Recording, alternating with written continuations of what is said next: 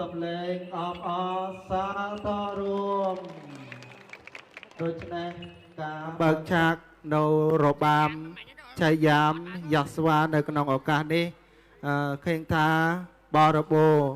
ដូច្នេះពេលវេលាក៏បានឈានចូលមកដល់ដូច្នេះខ្ញុំប្រកាសណាសូមអរតនានិមន្តគណៈកម្មការសិលធម៌របស់ផងយើងគឺយើងរៀបចំនៅសិលធម៌ឲ្យបានល្អដើម្បីអរតនានិមន្តនៃបដិជគុណជាគណៈប្រតិបត្តិការខេត្តព្រមទាំងប្រដេជគុណជាគណៈប្រតិបត្តិការស្រុកដើម្បីអរតនានិមន្តព្រះអង្គឡើងមកការវេទិកាប្រកាសលទ្ធផលរបស់ផងយើងនៅក្នុងពេលរាត្រីនេះចឹងនៅក្នុងរាត្រីនេះគឺជារាត្រីពិសេសចំពោះសាមណសិស្សយុវ័នយុវតីសិស្សទាំង3ឋានៈដែលបានខិតខំព្យាយាមសិក្សារៀនសូត្រអស់រយៈកាល1ឆ្នាំកន្លងហើយក៏បានមកការបណ្ដុលនិវត្តកងចក្ររាមត្លោករបស់ផងយើងដើម្បីប្រឡងយកបានបញ្ជាក់ថ្នាក់ពុទ្ធិកមធ្យមសិក្សាបឋមភូមិឆ្នាំទី1ទី2និងទី3ឃើញថាការប្រឡងរយៈពេល2ថ្ងៃនៃបេក្ខជនប្រឡងគ្រប់រូបក៏បានសម្រេចជាស្ថាពរនៅឡើយតែលទ្ធផលដែលគណៈមេប្រយោគគ្រប់អង្គនឹងរូបព្រមទាំងបេក្ខជនប្រឡងជាពិសេសនៅក្នុងឱកាសនេះមានញាតិញោមពុទ្ធបរិស័ទជាពុទ្ធសាសនិកជនជាអ្នកការនៅពុទ្ធសាសនាបានលះបង់នៅពេលវេលាដ៏មានតម្លៃអញ្ជើញចូលមកនៅក្នុងឱកាសនេះដូច្នេះពេលនេះឃើញថាដំណើរអរតនានិមន្តនៃបដិជគុណកំពុងតែសន្សំមកកាន់វេទិកាប្រកាសលទ្ធផលរបស់ផងយើងដូច្នេះសូមអរតនានិមន្តគណៈនៃប្រយោគគ្រប់ព្រះអង្គគ្រប់អង្គនឹងរូបព្រមទាំងបេក្ខជនប្រឡងរបស់ផងយើងគឺយើងត្រូវចូលឡើងប្រណម្យអញ្ជលីដើម្បីព្រៀបស្វាគមន៍នៅដំណើរអរតនានៃបណ្ឌនៃបដិជគុណជាគណៈប្រតិបត្តិការខេត្តព្រមទាំងប្រតិជគុណគណៈប្រតិបត្តិការស្រុកកំពុងតែអរតនានិមន្តមកការវេទិកាប្រកាសលទ្ធផលរបស់ផងយើងហើយ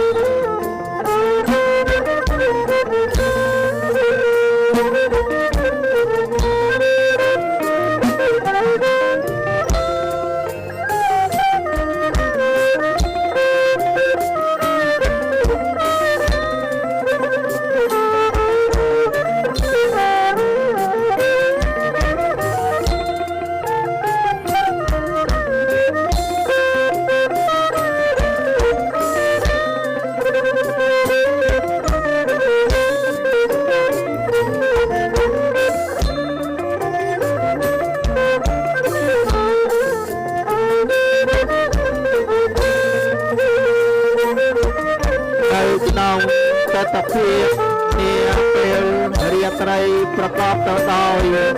សុខភាពដ៏ល្អប្រសើរនៅក្នុងឱកាសពេលវេលាជានេះយើងខ្ញុំជាគណៈកម្មការពេលប្រយោគព្រមទាំងបេក្ខជនប្រឡងគ្រប់អង្គនឹងរូបសូមគោរពប្រណិប័តចំពោះដំណើររតនី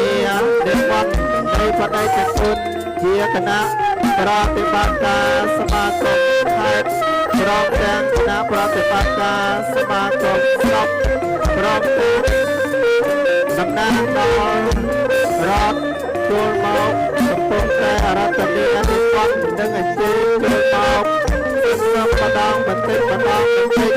មកតាមវេទិកាប្រកាសលទ្ធផលរបស់ផងយើងហើយ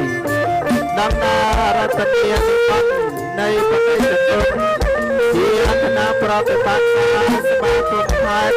ព្រមទាំងគណៈប្រតិបត្តិការសមាគមស្រុកនិងតំណាងដល់រាជរដ្ឋាភិបាលជាមហាចតុយៈ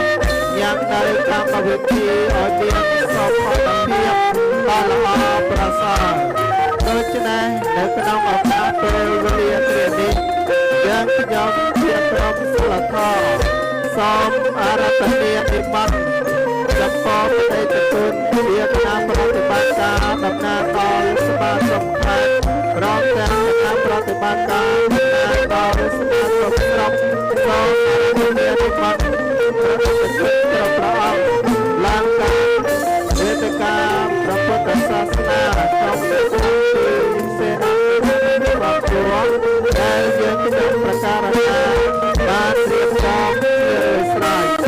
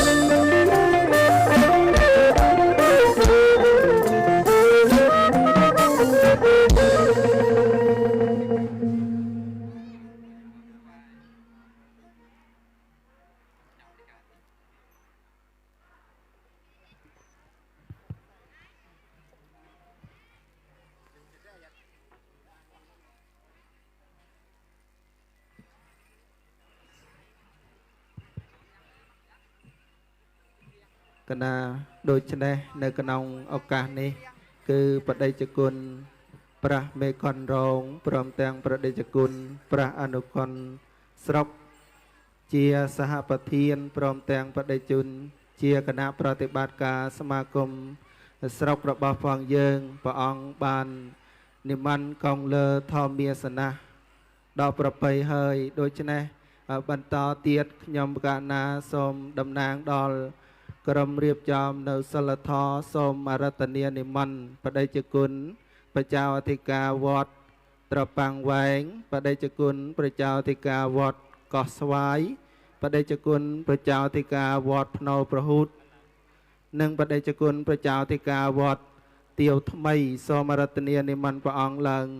លើវេទិកាពុទ្ធសាសនាប្រកាសលទ្ធផលកងលើធម្មាសនៈខាងលើសូមអារាធនានិមន្ត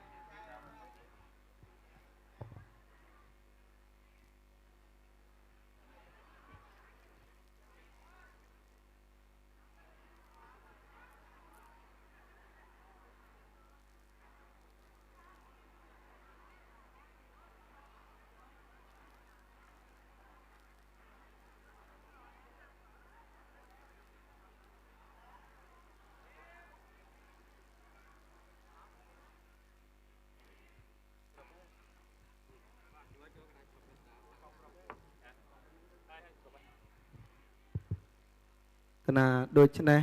ការរតនីយនិមន្តកងលើធម្មាសនៈនាវេទិកាប្រកាសលទ្ធផលនៃបដិជគុណគ្រប់ព្រះអង្គព្រមទាំងគណៈមេពយោគគ្រប់អង្គនិងរូបព្រមទាំងបេក្ខជនប្រឡងរបស់ផងយើងគណៈសូមរតនានិមន្តគ្រូសាវេតជាប្រពហុសោតវត្តពោធិនិរាជមលសូមរតនានិមន្តព្រះអង្គឡើងកងខាងលើគណៈពីព្រះអង្គជាមួយនឹងបច្ចាធិការវត្តវាលឡាកណាសូមរតនានិមន្ត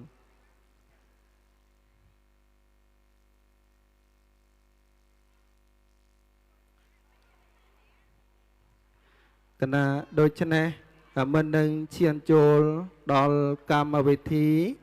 ប្រកាសលទ្ធផលរបស់ផងយើងមិនដំបូងគឺសូមអញ្ជើញដូចជានិមន្តបដិជគុណគ្រប់ព្រះអង្គព្រមទាំងញាតិញោមពុទ្ធបរិស័ទទាំងចិត្តទទឹសសូមទស្សនានៅរបាំចំនួន3ឆាកជារបាំប្រពៃណីខ្មែរនិងរបាំប្រជាប្រិយដូច្នេះជាដំបូងរបាំជូនពររំដោយប្អូនក្រុមរបាំមកអំពីវត្តពោធិសាលារាជក្រុងកំប៉ុងដូច្នេះសូមអរតនានិមន្តនិងអញ្ជើញបដិជគុណញាតិញោមពុទ្ធបរិស័ទរងចាំទស្សនាដូចតទៅ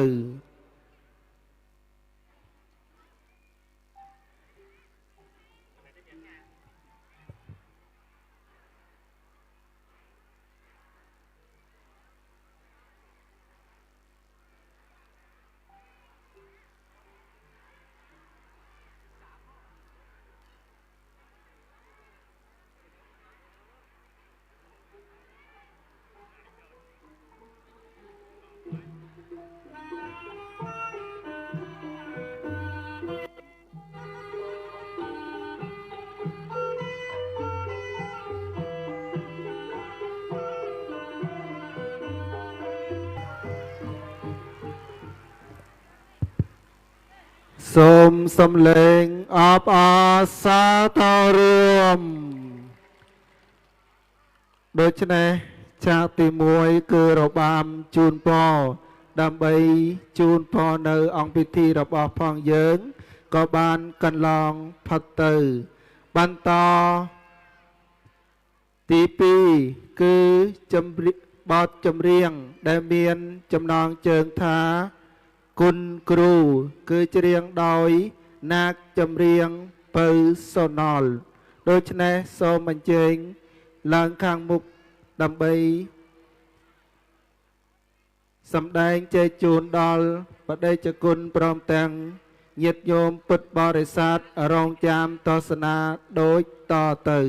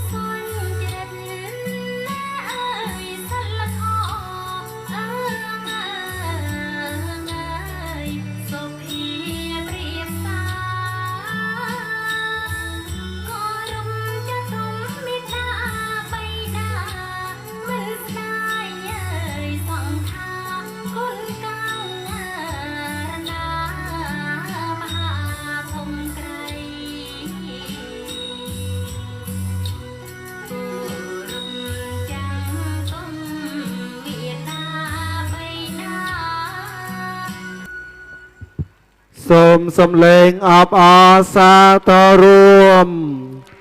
សូមថ្លែងអំណរគុណចំពោះអ្នកចម្រៀងពៅសូណលដែលមកអំពីស្រុកតកូររបស់ផងយើងបន្តទៀតសូមអរតនានិមន្តនិងអញ្ជើញញាតិញោមពុទ្ធបរិស័ទទស្សនាបទចម្រៀងមួយបទទៀតដែលមានចំណងជើងថាវត្តកងចក្ការ៉ាមខ្ញុំស្វាគមន៍បិណ្ឌប្រឡង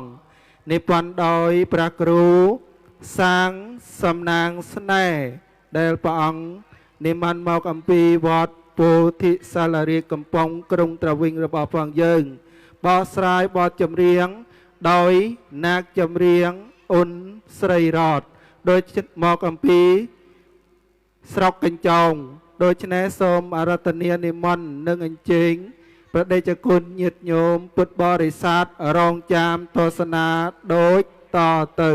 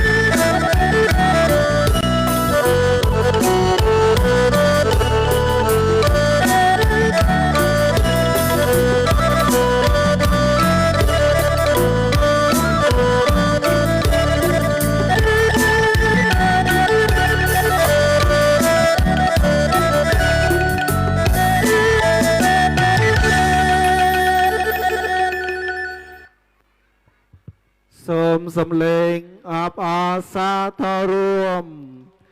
សូមថ្លែងអំណរគុណចំពោះអ្នកចម្រៀងអ៊ុនស្រីរតដែលមកអំពីកញ្ចោងភ្នំពេញស្រុកកញ្ចោងរបស់ផងយើងដូច្នេះដើម្បីថ្លែងអំណរគុណចំពោះសិល្បៈក៏ដូចជាបងប្អូនក្រុមរបាំទាំងអស់សូមអញ្ជើញឈរខាងមុខតម្រៀបជួរសូមអញ្ជើញអ្នកចម្រៀងបើសណលព្រមទាំងលោកគ្រូចាន់ថាដែលមកពីស្រុកតកូសូមអញ្ជើញឡើងខាងមុខហើយបន្តទៀតខ្ញុំប្រកាសណាតំណាងដល់ព្រះចៅធិការវត្តកងចក្ររាមតឡោកក៏សូមអរតនានិមន្តបដិជគុណសាងសំណាងស្នេហ៍ដែលព្រះអង្គជាប្រធានក្នុងកម្មវិធីនេះសូមអរតនានិមន្តព្រះអង្គក្រោកឈរឡើងចូលខាង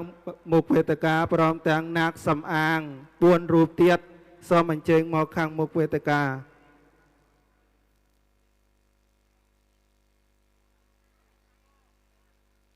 សូមអញ្ជើញនាគសំអាង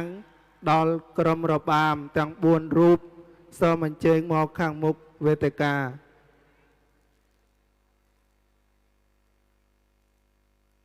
បន្តទៀតក្រោយអំពីការឈរជារបៀបរៀបរយសិលធម៌ល្អត្រឹមត្រូវហើយខ្ញុំប្រកាសណាសូមរតនានិមន្តព្រះដេចគុណកងពិសិដ្ឋដែលព្រះអង្គនិមន្តមកអំពីព្រះរាជាណាចក្រកម្ពុជាព្រមទាំងព្រះដេចគុណព្រះចៅធិការវត្តកងចក្ររាមតឡោករបស់ផងយើងសូមរតនានិមន្តព្រះអង្គទាំងពីរនិមន្តប្រទាននៅវត្ថុអនុស្សាវរីយ៍នៅក្នុងឱកាសនេះសូមអរតនានិមន្ត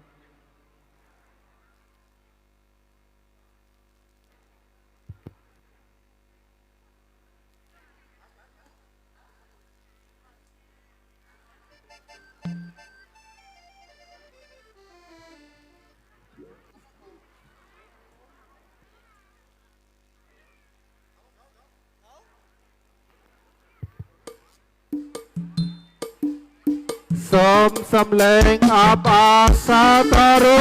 ម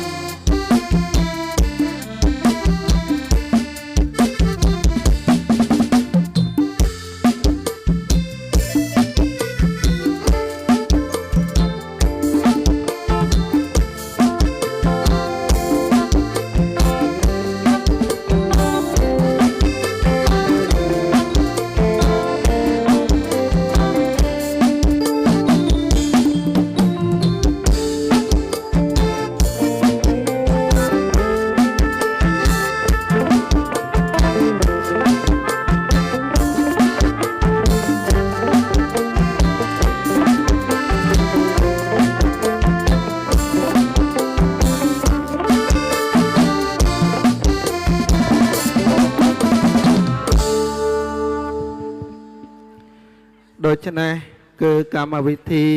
នាទីសិល្បៈរបស់ផងយើង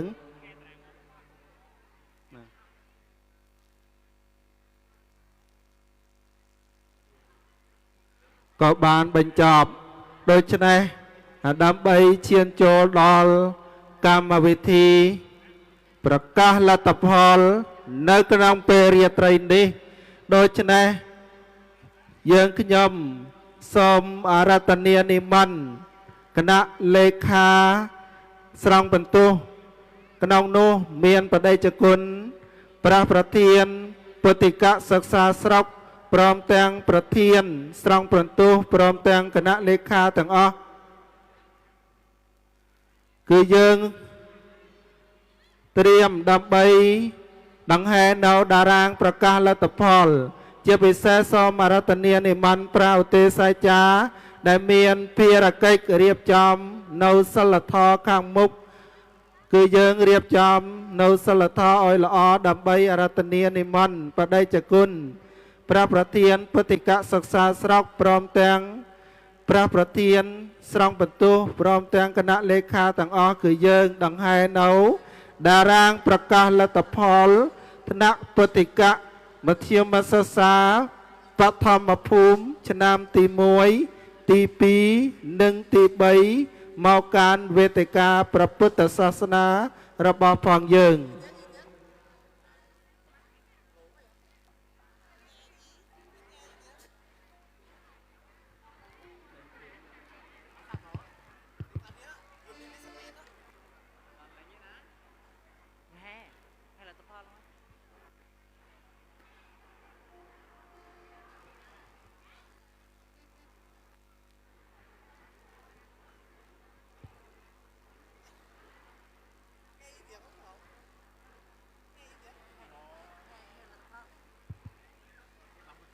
จึงសូមអារាធនានិមន្ត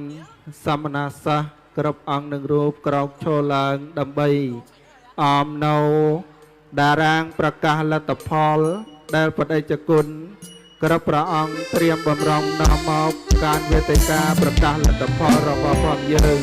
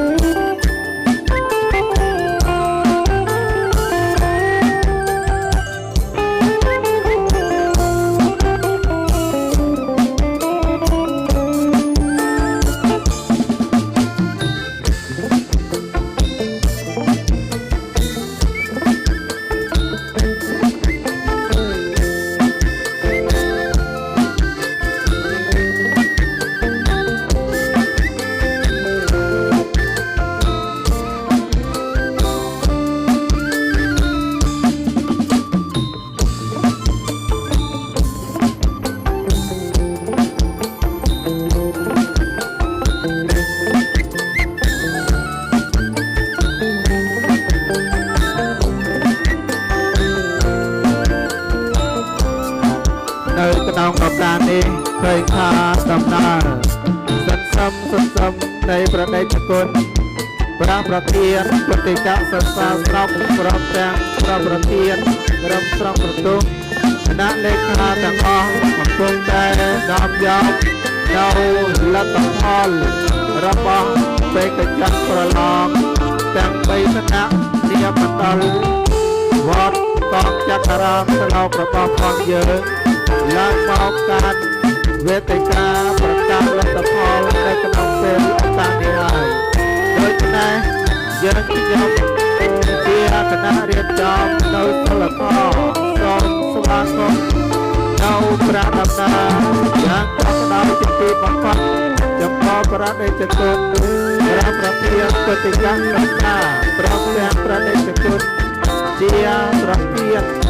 អនុប្រធានគណៈលេខាស្រង់បន្ទោសគ្រប់ព្រះអង្គនិងរូបដែលបានសម្រេចនៅជោគវាសនារបស់បេក្ខជនប្រឡងទាំងពីថ្ងៃដែលបានកន្លងទៅតែដូច្នេះយើងខ្ញុំសូមប្រតិនិមន្តព្រះអង្គនាំយកនៅតារាងប្រកាសលទ្ធផល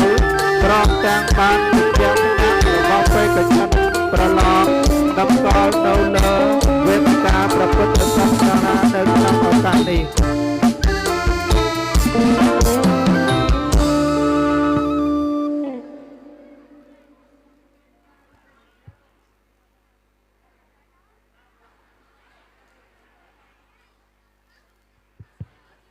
គណៈក្រយអំពីបដិជគុណជាក្រុមលេខាបានរៀបចំនៅ តារាងប្រកាសលទ្ធផលព្រមទាំងបានបញ្ជាក់ឋានៈរបស់បេក្ខជនប្រឡងនៅក្នុងពេលវេលាគ្រានាត្រីនេះក៏បានក្រាបថ្វាយបង្គំចំពោះព្រះតេជគុណជាព្រះមេកនរងនិងព្រះតេជគុណជាសហប្រធានស្រុកភ្នោដៃក្របផងយើងសូមរតនានិមន្តក្រុមលេខាគ្រប់ព្រះអង្គគង់នៅទីសេនាសនៈដ៏សមគួរដែលយើងខ្ញុំបានរៀបចំរួចជាស្រេចដូច្នេះដើម្បីកុំអោយយឺតយ៉ាវនៅពេលវេលាក្នុងកម្មវិធីប្រកាសលទ្ធផលនៅក្នុងពេលរាត្រីនេះខ្ញុំប្រកាសណាសូមអារាធនានិមន្តព្រះតេជគុណអភ័យបណ្ឌិតោថៃកាលីក្នុងនាមព្រះអង្គជាលេខាពុទ្ធិកសិក្សាស្រុកកងងាងរបស់ផងយើងសូមព្រះអង្គអារាធនានិមន្តឡើងកានវេទិកាព្រះពុទ្ធសាសនាដើម្បីចលនានៅកម្មវិធីប្រកាសលទ្ធផលដោយតទៅនេះសូមអារាធនានិមន្ត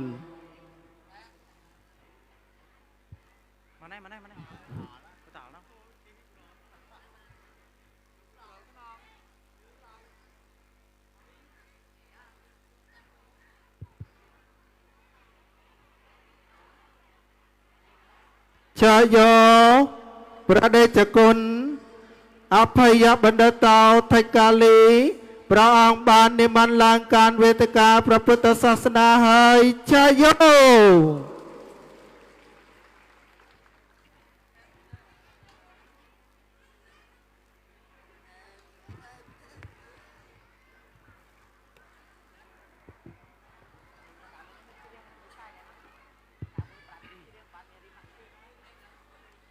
ជាបឋមសូមគោរពនមស្ការចំពោះប្រតនាត្រ័យដោយសេចក្តីគោរព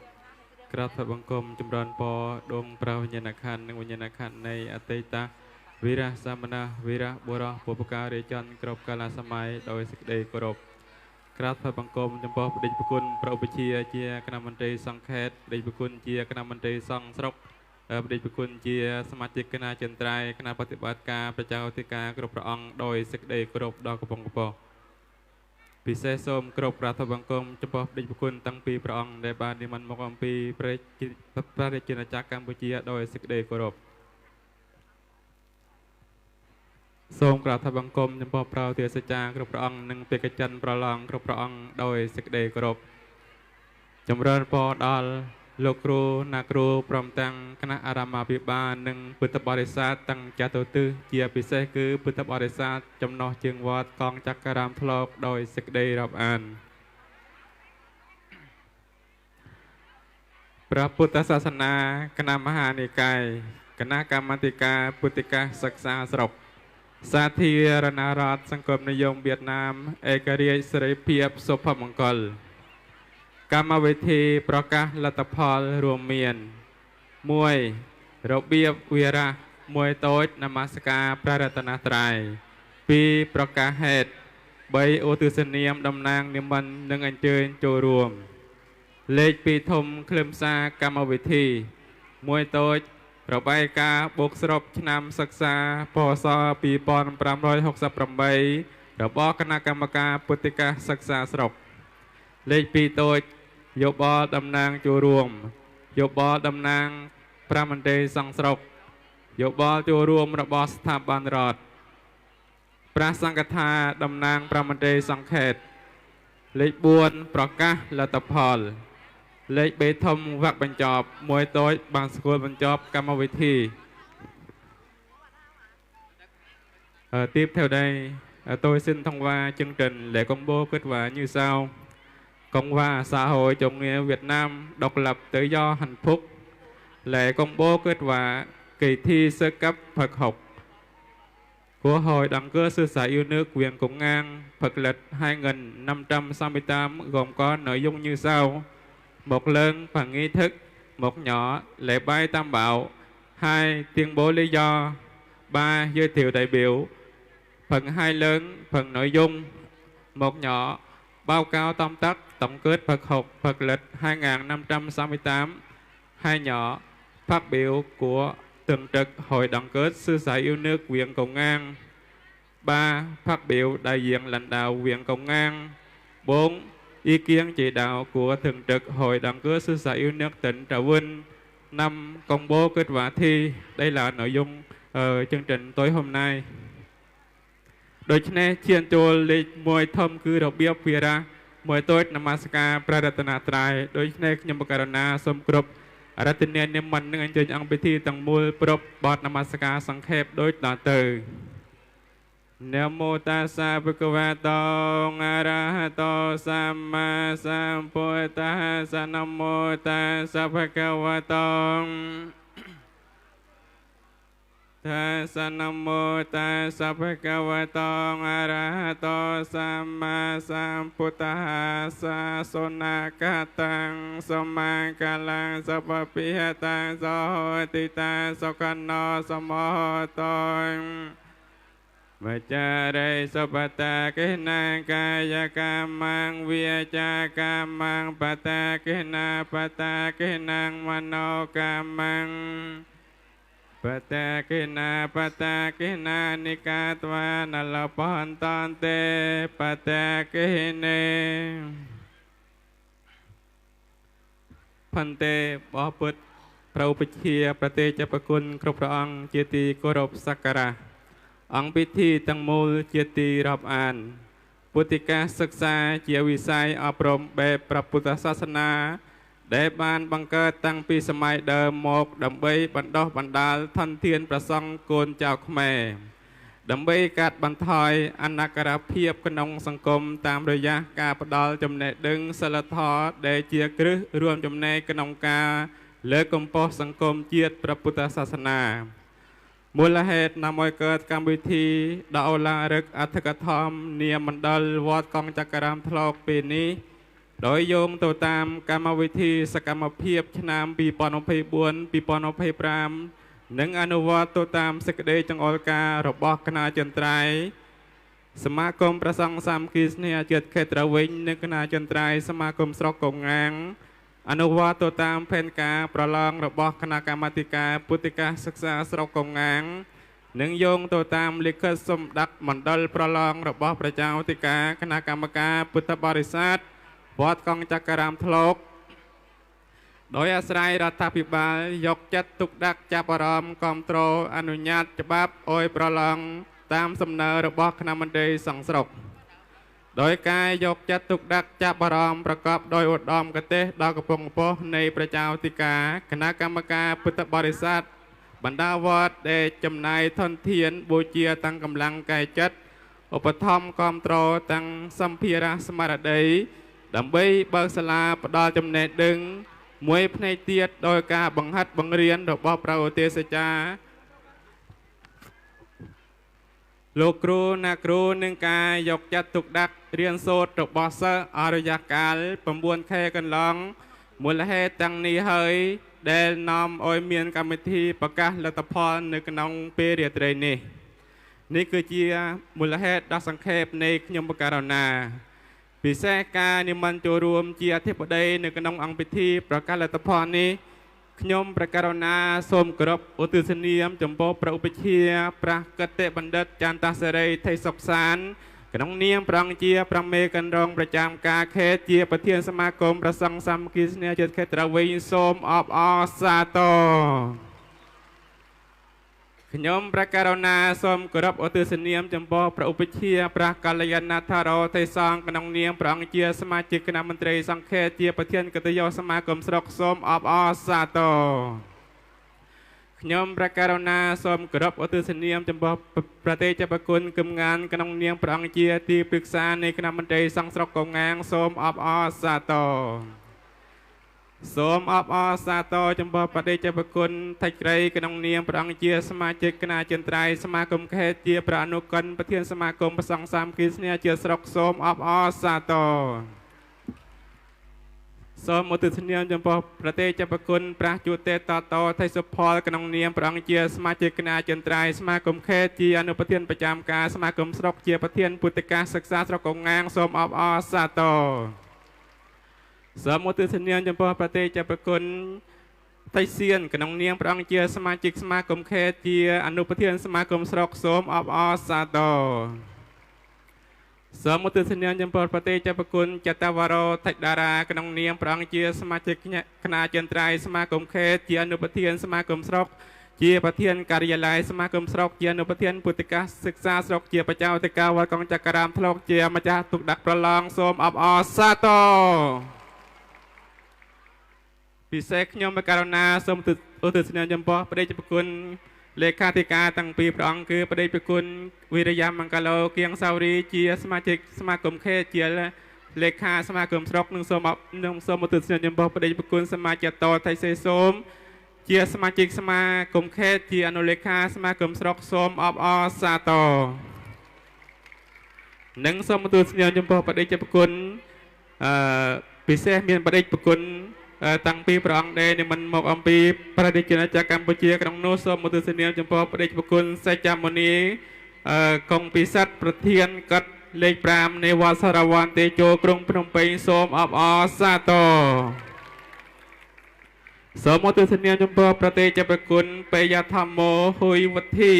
ជាប្រជាអធិការវត្តចំណននិមន្តមកអំពីខេត្តបន្ទាយមានជ័យប្រទេសជាណាចក្រកម្ពុជានិងសូមឧទ្ទិសនាចំពោះព្រះដេចប្រគុណជាសមាជិកគណៈចន្ទ្រៃសមាគមស្រុកជាសមាជិកគណៈប្រតិបត្តិការនិងជាបច្ចាធិការប្រតិទេសចារនិងព្រះដេចប្រគុណគ្រប់ព្រះអង្គជាអភិកិជនប្រឡងនិងគណៈកម្មការអារាមអភិបាលវត្តកងចក្ររាមធ្លុកនិងលោកគ្រូអ្នកគ្រូព្រមទាំងពុទ្ធបរិស័ទទាំងចតុទិសសូមអបអរសាទររួម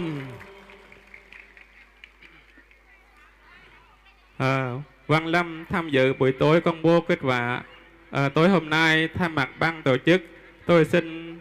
nhiệt liệt chào đón Đại Đức Thích Minh Trí, Chánh Thư ký Ban trị sự Giáo hội Phật giáo Việt Nam tỉnh Trà Vinh xin nhiệt liệt hoan nghênh. Tiếp theo đây, tôi xin giới thiệu quý vị lãnh đạo cơ quan ban ngành cấp tỉnh, huyện, xã đã dành thời gian quý báu đến tham dự buổi tổng kết kết quả của Hội đồng cử sư sở yêu nước huyện Công An tối hôm nay. Quý phía lãnh đạo tỉnh, tôi xin giới thiệu ông Lê Văn Tịnh, trưởng ban tôn giáo Sở Nội vụ tỉnh Trà Vinh xin nhiệt liệt hoan nghênh. Về phía lãnh đạo huyện, tôi xin giới thiệu ông Nguyễn Văn Ngà, Phó Bí thư huyện ủy, Chủ tịch Ủy ban nhân dân huyện Công An xin nhiệt liệt hoan nghênh. Xin trân trọng giới thiệu ông Nguyễn Đức Mậu, huyện ủy viên, Phó Chủ tịch Ủy ban Mặt trận Tổ quốc Việt Nam huyện Công An xin nhiệt liệt hoan nghênh.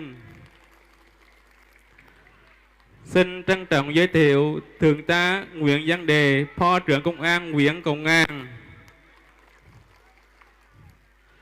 Xin trân trọng giới thiệu ông Phạm Tiến Bửu, Phó phòng Nội vụ huyện Công An.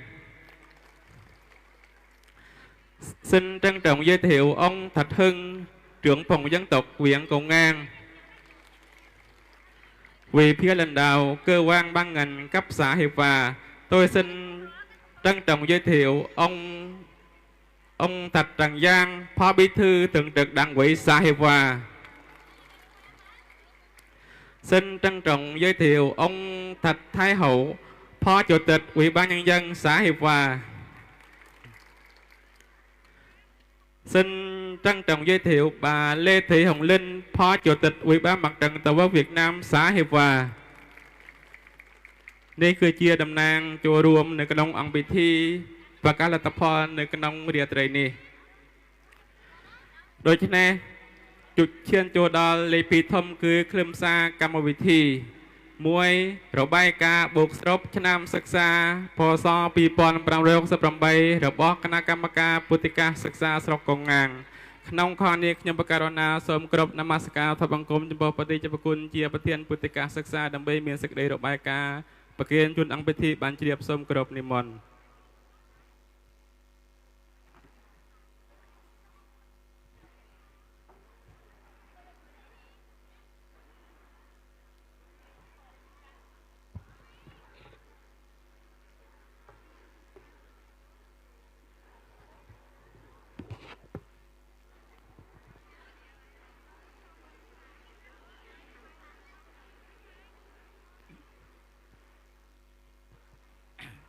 ជាបឋមសូមមាសការប្ររតនត្រ័យក្រាបថ្វាយបង្គំរំលឹកដួងប្រវិញ្ញាណក្ខន្ធនៃបព្វការីជនក្រាបថ្វាយបង្គំបតិចប្រគុណប្រឧបជាក្រុងប្រធនជាប្រមន្ត្រីសង្ខេតថ្វាយបង្គំបតិចប្រគុណក្នុងនាមជាប្រឧបជាប្រាទីប្រឹក្សាឧត្តមប្រឹក្សាព្រះអនុគុណស្រុកបតិចប្រគុណដែលជាគណៈអចិន្ត្រៃយ៍នៃសមាគមប្រសង់សាមគ្គីស្នេហាជាតិស្រុកនិងបតិចប្រគុណប្រជាអធិការប្រពហុសោតប្រធមអាចារ្យដែលជាគណៈកម្មការមេប្រយោគដែលមានប្រវត្តិមានភាពក្នុងឱកាសនេះជាទីសក្ការៈក្រាបថ្វាយបង្គំបតិចប្រគុណប្រជាអធិការវត្តកងចក្រក្រាមថ្លុកក្នុងនាមព្រះអង្គជាព្រះអនុប្រធានសមាគមជាប្រធានការិយាល័យស្រុកកងងាងក្រាបថ្វាយបង្គំព្រះចតិថានិងព្រះអនុជដែលមកអំពីព្រះរាជាណាចក្រកម្ពុជាក្រាបថ្វាយបង្គំបតិចប្រគុណដែលជាភេកសមណសិស្សនិងចម្រើនពរដល់អស់លោកនាគតំណាងបក្រតខេត្តស្រុកឃុំភូមិដែលបានឆ្លៀតឱកាសចូលរួមបំពេញប្រកាសលទ្ធផលជូនបេក្ខជនប្រឡងនៅក្នុងរាត្រីការនេះជាទីស្នេហាចម្រើនពរគណៈកម្មការវត្តកងចក្រក្រាមថ្លុកពិសេសពុទ្ធបរិស័ទវត្តកងចក្រដែលយកអស់ពីកម្លាំងកាយចិត្តត្រឹមត្រូវពេញទំហឹងនៅវិស័យអប់រំពិសេសក្នុងការឧបត្ថម្ភគាំទ្រនៅបច្ច័យ4មានបណ្ឌបត្តិបច្ច័យជាដើមដើម្បីបំពេញជូនអង្គពិធីនៅក្នុងរាត្រីនេះពិសេសប្រានពរញោមញាតពុទ្ធបរិស័ទទាំងចិត្តទុទិសដែលបានចេញមកនៅក្នុងឱកាសនេះដោយមេត្រីធម៌ខ្លឹមសាររបាយការណ៍នៃខ្ញុំបកណាអាត្មាភាពតំណាងអយសមាគមប្រសង់សាមគ្គីស្នេហាជាតិស្រុកក៏ដូចជាគណៈកម្មការពុទ្ធិកសិក្សាស្រុកមានខ្លឹមសារបុកសរុបនិងប្រកាសផ្សាយចែកជូនអង្គពិធីមានខ្លឹមសារដូចតទៅ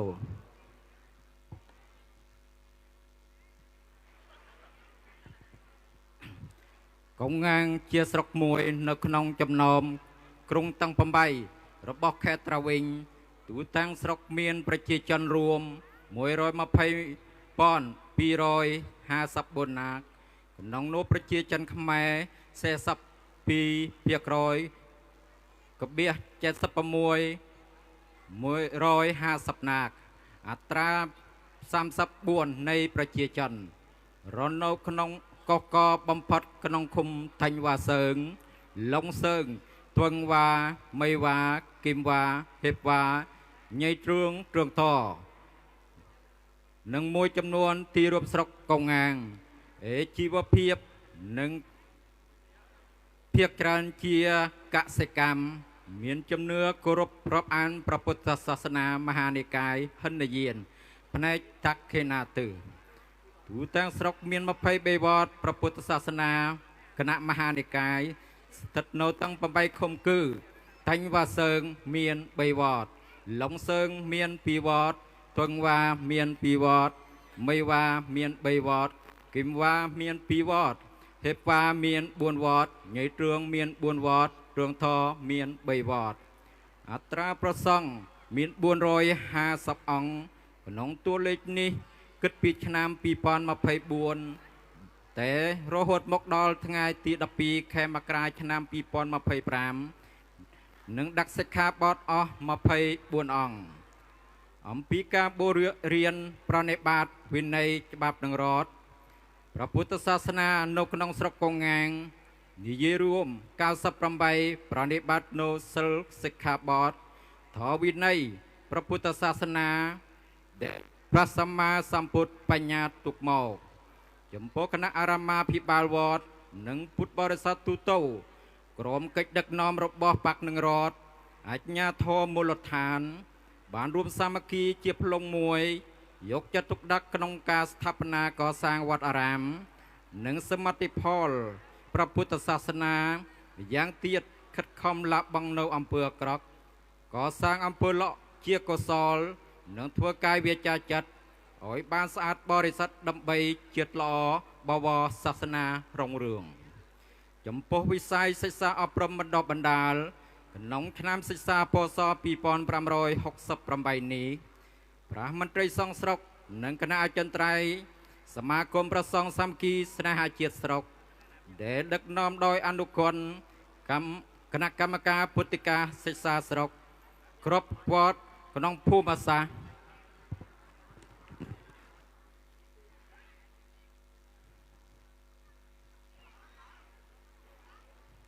ស្រុកកុងងាងបានបើកសាលាពុទ្ធិកាបាន23បន្ទប់ក្នុងនោះមានសាលាមធ្យមសិក្សាទុតិយភូមិ2បន្ទប់ទី1 1បន្ទប់សាលាពុទ្ធិកាបឋមភូមិឆ្នាំទី4 1បន្ទប់និងសាលាពុទ្ធិកាបឋមភូមិឆ្នាំទី1ទី2ទី3រួម20បន្ទប់សរុបសាមណសិស្សយុវសិស្សយុវតីសិស្សដែលបានជួលសិក្សាចំនួន349អង្គនឹងរូបជាមួយនេះបញ្ជូនសាមណសិស្សបាន139អង្គនឹងរូបនិមន្តទៅសិក្សាបណ្ដាស្រុកទីក្រុងខេត្ត5អង្គនៅប្រទេសរៀននៅប្រទេសថៃឡង់2អង្គបានទៅសិក្សានៅព្រះរាជាណាចក្រកម្ពុជាស្របនឹងកម្មវិធីសិក្សាថ្មី2អង្គសិក្សានៅសាលាបំពេញវិជ្ជាបាលីណាំបខេត្តសុកត្រាំង7អង្គកំពុងបន្តកិច្ចសិក្សានៅសាលាបំពេញវិជ្ជាបាលីខ្មែរខេត្តត្រវិញដើម្បីជាប្រយោជន៍ដល់ប្រទេសជាតិមាតុភូមិនិងអនាគតរួមចំណែកដល់ការអភិវឌ្ឍនិងស្ថានភាពផ្លាស់ប្ដូរថ្មីនាបច្ចុប្បន្ននេះក្រៅអំពីនោះមាន22លើ23វត្តក្នុងស្រុកបានបើកសាលាផ្នែកបឋមសិក្សាហៅថាប្រជាសិក្សាតាំងយប់ទាំងថ្ងៃបានទី1រហូតដល់ទី5បំបត្តិគ្រោះមិនចេះអក្សរក្នុងរយៈកាលក្នុង3ខែដល់សិស្សានុសិស្សវិស្មកាលសាលាសកលរបស់ព្រះសង្ឃ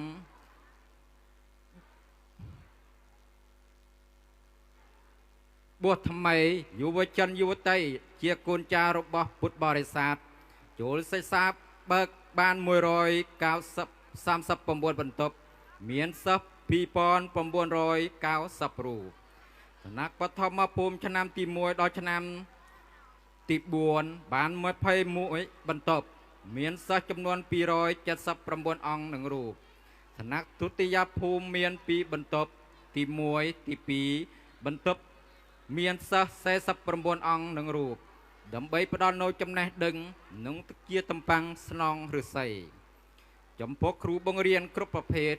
ក្នុងសិក្សាឆ្នាំ2568នេះមាន215អង្គនឹងរូបបានចូលបង្រៀនក្រុមការឧបត្ថម្ភគាំទ្ររបស់ព្រះចៅអធិការគណៈកម្មការអារាមាភិបាលពុទ្ធបរិស័ទគ្រប់វត្តអារាមក្នុងស្រុកចំពោះការឧបត្ថម្ភវិស័យពុទ្ធិកសិក្សាឆ្នាំ2568នេះមានបណ្ដាវត្តក្នុងស្រុកឧបត្ថម្ភផ្នែកខាងពុទ្ធិកបាន21លើ23វត្តចំនួនថវិកា42លានដុំចំពោះវត្តទាំងពីរគឺវត្តកំពង់ទទឹងវត្តរកាចាស់មិនបង់ប្រាក់សិក្សាប្រចាំឆ្នាំនេះក្រសួងអប់រំស្រុកបានឧបត្ថម្ភគ្រូបង្រៀនខ្មែរ3ខែវិស្មកាលចំនួនថវិកា642លាន180ពាន់ដុំនេះជាសុន្ទរកថារាជមន្ត្រីសង្ឃស្រុកសេចក្តីសង្ខេបអានដោយខ្ញុំប្រកោណានៅក្នុងឱកាសនេះដើម្បីចែកជូនដល់អង្គពិធីបានជ្រាបអំពីរបាយការណ៍អំពីគណៈកម្មការមន្ត្រីសង្ឃនិងគណៈកម្មការពុទ្ធិកសិក្សាស្រុកបានបូកសរុបចែកជូនដល់អង្គពិធីនេះជាបញ្ចប់ជំនុំមុខឲ្យគណៈកម្មការពុទ្ធិកសិក្សាសូមថ្វាយព្រះគិននិងជូនអង្គពិធីយល់ប្រតាននៅពុទ្ធពរទាំងឡាយ4ប្រការគឺអាយុវណ្ណៈ សុខាបលៈនិងបដិពានៈកំបីអាខានឡើយហងសុនរកថាអំណានដោយខ្ញុំប្រកាសណាសង្ខេបបែបខ្លីប៉ុណ្ណេះសូមអរប្រគុណនិងអរគុណ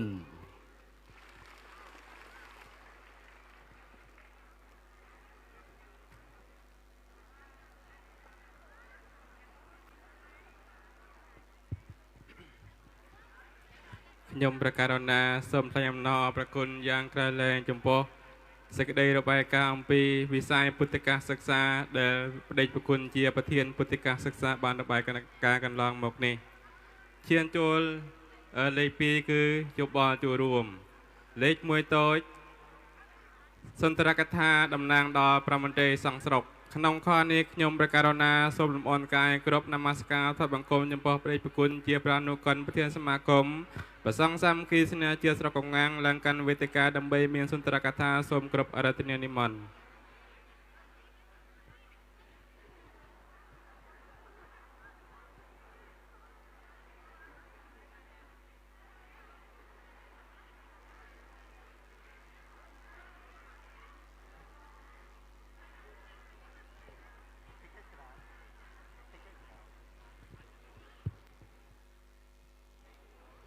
ជាបឋមសូមនមស្ការប្រជុំ3នៃព្រះរតនត្រ័យសូមគ្រប់រំលឹកប្រធានកិត្តិយសមានវីរៈបុរសវីរៈសមណៈគ្រប់កលសម័យដែលបានបលីកាយថ្វាយជីវិតចំពោះជាតិវណ្ណៈពុទ្ធសាសនាសូមក្រាបថ្វាយបង្គំបដិជគុណប្រោបជាកតេបណ្ឌិតដែលជាប្រធានសមាគមប្រសង់សាមគ្គីស្នេហាជាតិខេត្តបរិជ្ជគុណប្រោបជា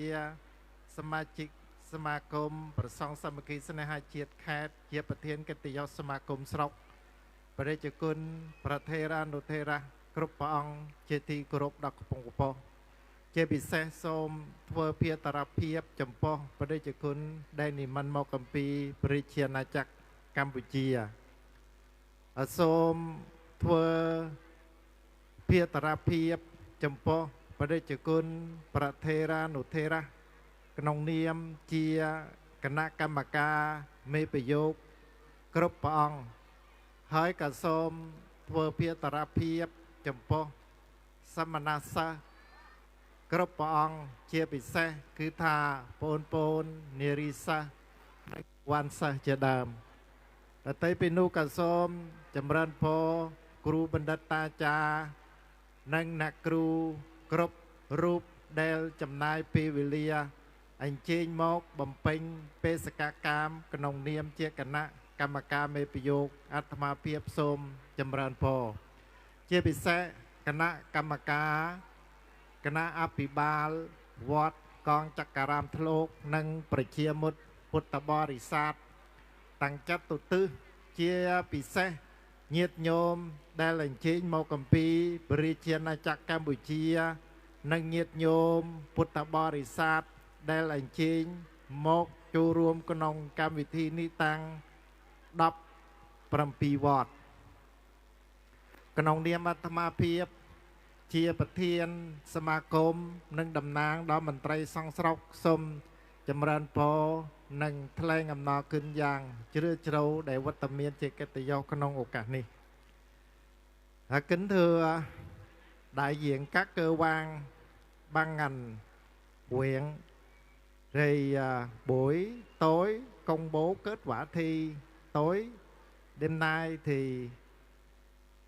danh dự được đón tiếp ông Lê Quang Tịnh, trưởng ban tôn giáo tỉnh Trà Vinh, và ông Nguyễn Quang Ngà, phó bí thư chủ tịch Ủy ban Nhân dân huyện Cầu Ngang, và phó chủ tịch Ủy ban Mặt trận Tổ quốc Việt Nam huyện Cầu Ngang, và các quý vị đại diện các cơ quan phòng nội vụ, phòng công an. Quan trọng nữa thì tối nay có Đại Đức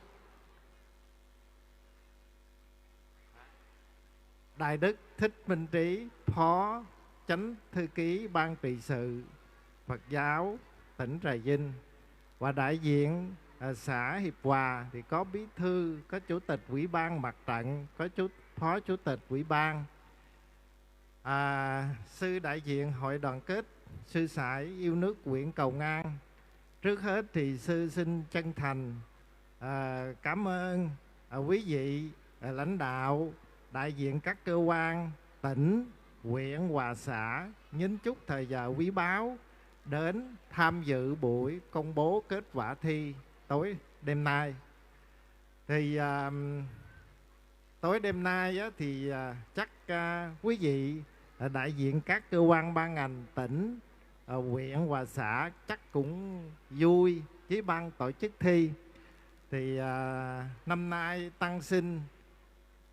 của huyện Cầu Ngang thì tổng cộng thì vừa các cháu học sinh và vừa quý vị tăng sinh là 277 vị tăng sinh và các cháu học sinh, thì tăng hơn năm trước trên 100 vị. Đây là rất là đáng mừng cho hội đoàn kết sư sãi yêu nước huyện Cầu Ngang. Như vậy thì sư xin chân thành cảm ơn Đảng, Nhà nước đã ủng hộ và cũng như là giữ gìn an ninh trật tự cho trong thời gian thi 2 ngày được ổn định. Sư chân thành cảm ơn. Chứng hới Kanong Niêm Khi Nhung Rakaruna Athma Phiếp គឺថាតំណាងដល់សមាគមប្រសង់សាមគ្គីស្នេហាជាតិស្រុកគឺថាមានសេចក្តីរំភើបត្រេកអរជាមួយនឹងបដិជគុណប្រធេរានុធេរៈក្នុងនាមជាគណៈកម្មការមេប្រយោគនិងគ្រូបណ្ឌិតតាចារ្យនិងអ្នកគ្រូគ្រប់អង្គនឹងរូបបានចំណាយពេលវេលាដ៏ថ្លៃថ្នូរដើម្បីអញ្ជើញមកបំពេញបេសកកម្មក្នុងនាមជាគណៈកម្មការមេប្រយោគសម្រាប់ជោគវាសនាដោយសមណសិស្សនិងសិស្សគ្រប់អង្គនេះសឲ្យឃើញច្បាស់ថាយើងទាំងអស់គ្នាបានស្រឡាញ់នៅអក្សរសាស្ត្រជាតិប្រពៃណីវប្បធម៌ទំនៀមទម្លាប់របស់យើងដទៃពីនោះខ្ញុំបការុណាអាត្មាភាពក៏សូមថ្លែងអំណរគុណចំពោះប្រជាមុខពុទ្ធបរិស័ទទាំងចាត់ទូទិសជាពិសេសចំណុះជើងវត្តទាំង17ដែលបានបើកសាលារៀនគឺថាយាយតាញាតិញោមពុទ្ធបរិស័ទយើងគឺថាមិនខ្លាចហត់នឿយបានចំណាយពេលវេលាដ៏មានតម្លៃដើម្បីចូលមកទស្សនានៅទិដ្ឋភាពដ៏ស្រស់បំព្រងដែលបដិជគុណប្រជាវតិកាវត្តលោកក្នុងនាមព្រះអង្គជាអនុប្រធានសមាគមបានរៀបចំតុបតែងយ៉ាងស្រស់បំព្រងដើម្បីនឹងលើកកិត្តិយសដល់វិស័យសិក្សាអប់រំរបស់ព្រះសង្ឃពុទ្ធបរិស័ទយើងจึงហើយអាត្មាភាពសង្ឃឹមថាអក្សរសាស្ត្រប្រពៃណីវប្បធម៌របស់ខ្មែរយើងមួយថ្ងៃកាន់តែរីកចម្រើននិងមានវឌ្ឍនភាពទៅមុខជាបន្តបន្ទាប់ក្នុងឱកាសនេះអាត្មាភាពក៏សូមបញ្ជាក់និងជូនដល់ប្រជាមុខពុទ្ធបរិស័ទយើងក្នុងស្រុកទាំង23វត្តគឺយើងទាំងអស់គ្នាត្រូវតែមានស្មារតីគ្រប់រូបគ្រប់គ្រួសារគ្រប់វត្តអារាមដើម្បីយើងនឹងជួយទំនុកបំរុងនិងលើកស្ទួយនៅអក្សរសាស្ត្រ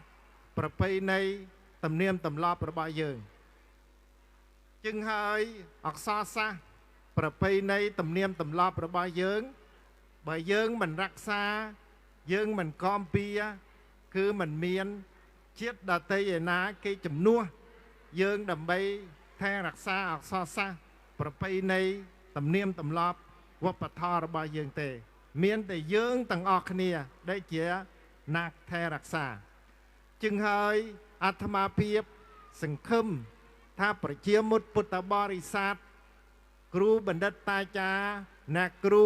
សមណសិស្សប្រសង់ប្រជាវត្តិកាទូទៅក្នុងស្រុករបស់ផងយើងត្រូវតែមានស្មារតីខ្ពស់និងឧត្តមគតិជួយទំនុកបំរុងវិស័យសិក្សាអប់រំក្នុងស្រុករបស់យើងមួយថ្ងៃកាន់តែរីកចម្រើនដើម្បីនឹងទុកឱកាសពេលវេលាដល់បដិជគុណប្រពជាកេតិបណ្ឌិតក្នុងនាមព្រះអង្គជាអនុប្រធានសង្ឃាភិបាលពុទ្ធសាសនាមជ្ឈិមជាប្រធានសមាគមព្រះសង្ឃសាមគ្គីស្នេហាជាតិខេត្តរបស់ផងយើងព្រះអង្គនឹងមានប្រសង្កថាដ៏មានអត្ថន័យដ៏មានហៅថាក្លឹមសារដ៏កំពង់ខ្ពស់ប្រគេននឹងជូនដល់អង្គពិធីរបស់ផងយើងជាងហើយយោបល់អាត្មាភាពតំណាងដល់សមាគមព្រះសង្ឃសាមគ្គីស្នេហាជាតិស្រុកដោយសង្ខេបខ្លីតែប៉ុណ្ណេះមិននឹងបញ្ចប់អាត្មាភាពសម្បួងសួងគិនបានព្រះរតនត្រ័យបារមីប្រាឧបជាអតីតគ្រប់ព្រះអង្គប្រាមេកុនគ្រប់ជំនាន់ដើម្បីជួយថែរក្សាកូនចៅខ្មែររបស់ផងយើងដើម្បីឲ្យមានស្មារតីភ្ញាក់រលឹកថែរក្សាប្រពៃណីអក្សរសាស្ត្ររបស់ផងយើងនឹងជូនពរអង្គពិធីយើងជួបប្រទះនៅពុទ្ធពរទាំងឡាយ4ប្រការគឺអាយុវណ្ណៈសុខៈបលាកំបីឃ្លានឃ្លាតឡាយហងសូមអនុមោទនា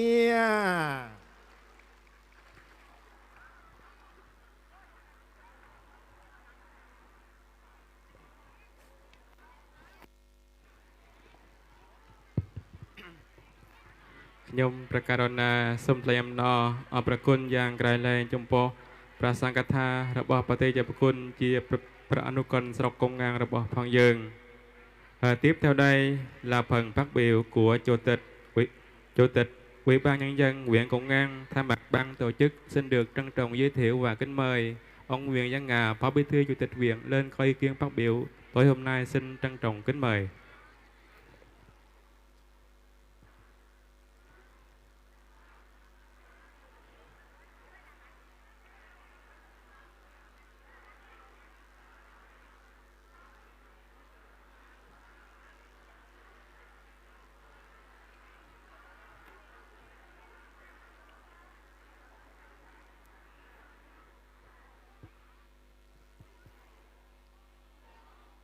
Kính thưa Hòa Thượng Thạch Sóc Sanh, Chủ tịch Hội Đoàn kết Sư sãi yêu nước tỉnh Trà Vinh. Kính thưa ông Lê Văn Tịnh, Trưởng ban Tôn giáo Sở Nội vụ tỉnh Trà Vinh. Kính thưa quý vị Hòa Thượng, Thượng tọa Đại Đức. Kính thưa quý vị chức sắc, chức việc tôn giáo cùng toàn thể đại biểu tham dự buổi tổng kết hôm nay. Hôm nay tôi rất vui mừng được mời dự lễ công bố kết quả kỳ thi lớp sơ cấp Phật học năm 2024. Thay mặt lãnh đạo huyện ủy, Hội đồng Nhân dân, Ủy ban Nhân dân, Ủy ban Mặt trận Tổ quốc Việt Nam, huyện gửi đến quý chư tôn Đức Hội đoàn kết Sư sãi yêu nước huyện, quý ban giám khảo, tăng sinh, quý vị khách mời, chào mừng lời chúc tốt đẹp nhất.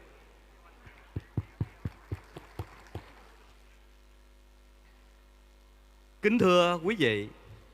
tiếng nói và chữ viết của người Khmer được hình thành trở thành nét văn hóa riêng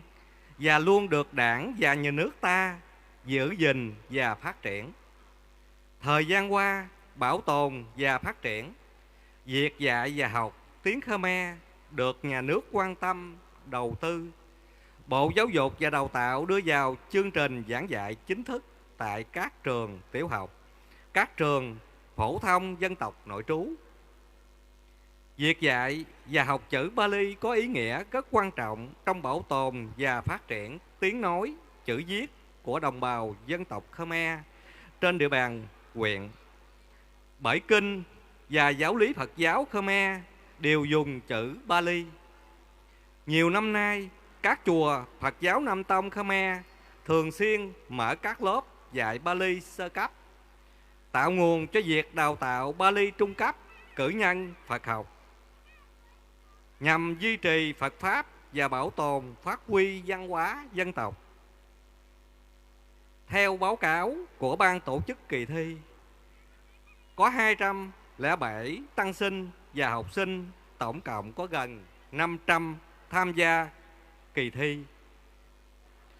Tại buổi lễ hôm nay, tôi gửi lời cảm ơn đến hội đồng thi, giám thị và quý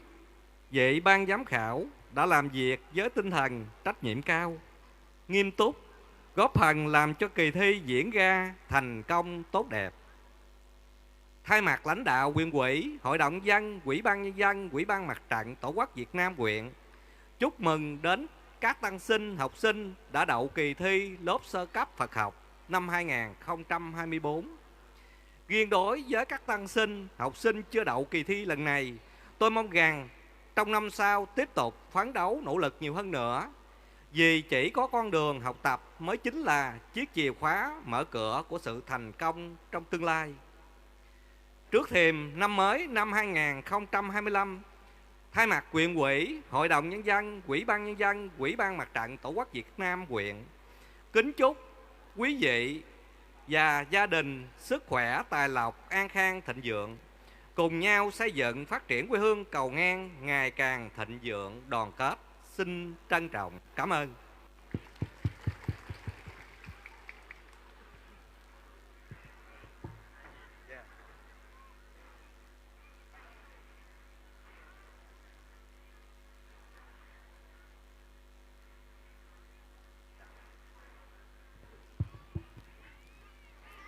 Thay mặt ban tổ chức, xin chân thành tri ân lời phát biểu đầy tình cảm của Chủ tịch Ủy ban nhân dân huyện Cầu Ngang. Xin chân thành cảm ơn.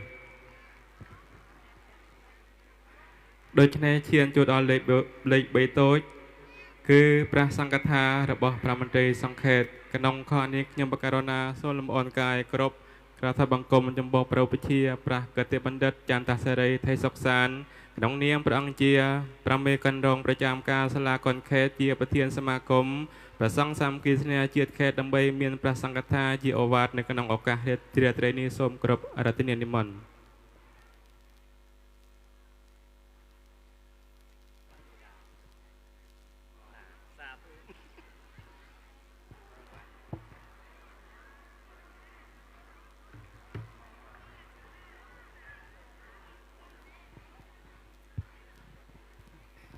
ជាបឋមខ្ញុំបកករណាសូមនមស្ការបរតនត្រ័យកែវទាំង3ជាទីពឹងទីរលឹកដល់ឧត្តមឧត្តមសូមគោរពរំលឹកដល់ព្រះវិញ្ញាណក្ខន្ធវីរៈសមណៈ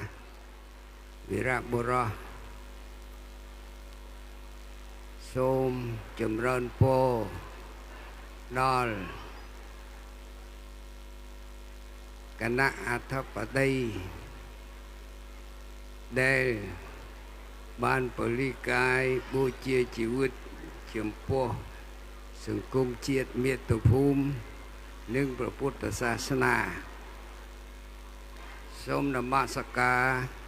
ចំពោះព្រះរាជគុណព្រះឧបជាសមាជិកគណៈប្រតិបត្តិការសមាគមព្រះសង្ឃសាមគ្គីស្នេហាជាតិខេត្តជាឧត្តមប្រឹក្សានៃសាលាអនុគមស្រុកភ្នោដាច់កោងាង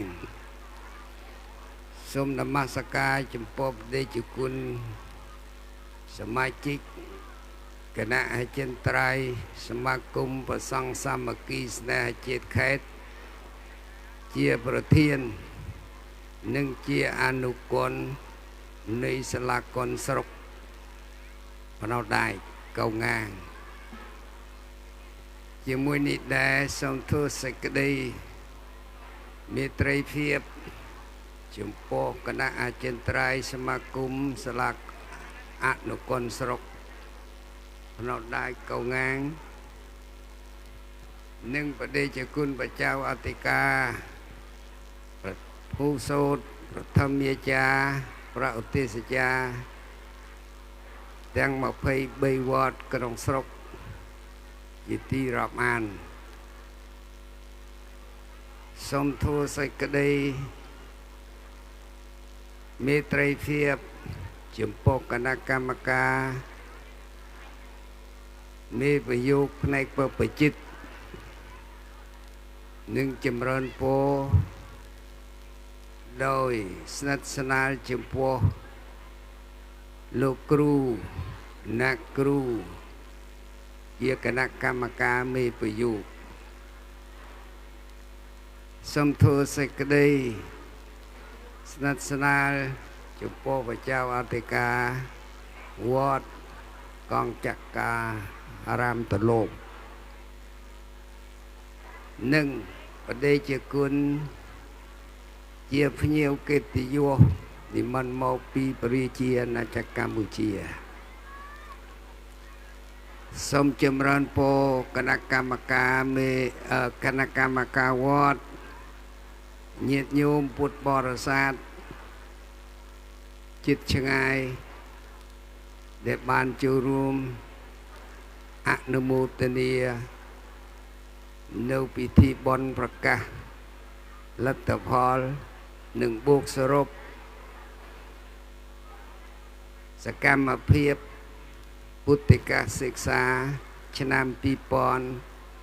គ្រិស្តសករាជ2024-25សូមចម្រើនពរឋានៈដឹកនាំមន្ត្រីរដ្ឋការឋានៈខេត្តឋានៈនិគមឋានៈឃុំឋានៈភូមិជាទីរាប់អាននិងសូមទូលសេចក្តីស្រឡាញ់រាប់អានចំពោះពេកខសមណៈនិងចម្រើនពរក្មួយចៅទាំងអស់ជាពេកសិស្សពេកជនប្រឡងមកពី17វត្តក្នុងស្រុកមានចំនួន277អង្គនឹងរូបជាទីស្រឡាញ់ជាទីបន្លក